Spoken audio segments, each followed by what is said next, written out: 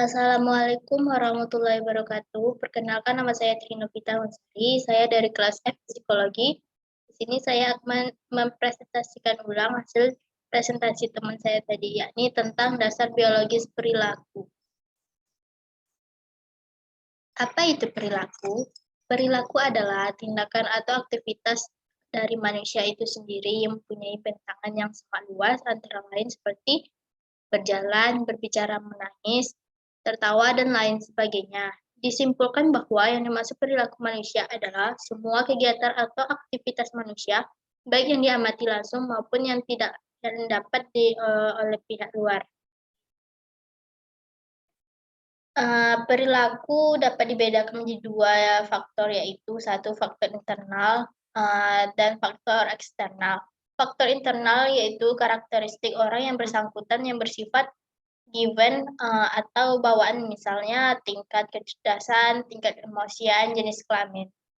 Kalau faktor eksternal yaitu faktor yang berasal dari dari lingkungan, baik lingkungan fisik, ekonomi, politik, dan lain sebagainya. Perilaku oleh otak. Di sini terdapat perilaku yang diatur oleh otak. Otak manusia adalah struktur pusat pengaturan yang memiliki volume sekitar 1,350 Celsius yang terdiri dari 100 juta neuron otak yang mengatur dan mengkoordinar sebagian besar gerakan, perilaku, dan fungsi tubuh homeostatis seperti detak jantung, tekanan darah, keseimbangan cairan tubuh, dan suhu tubuh. Di sini terdapat fungsi saraf.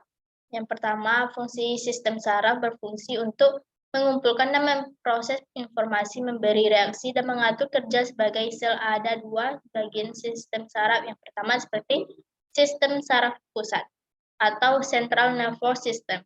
Berfungsi untuk menerima dan memproses, menginterpretasikan, dan menyimpan informasi. Sistem ini terdiri dari dua komponen, yaitu otak berfungsi sebagai pusat kendali tubuh dan menyusun sistem saraf pusat. Saraf tulang belakang berfungsi sebagai jembatan untuk menghubungkan otak dengan bagian lain dari tubuh yang terletak di bawah leher. Yang kedua, sistem saraf perifer atau peripheral nervous system. Berfungsi untuk menangani pesan yang masuk dan keluar dari sistem saraf pusat. Sistem ini terbagi menjadi dua bagian, yaitu sistem saraf somatis dan saraf yang berhubungan dengan reseptor sensorik. Sistem saraf otonomik yaitu mengatur fungsi pembuluh darah, kelenjar, dan organ internal seperti kandung kemih, perut, dan jantung. Baiklah, itu saja yang dapat saya sampaikan, dan ini penilaian dari kelompok saya. Sekian, terima kasih.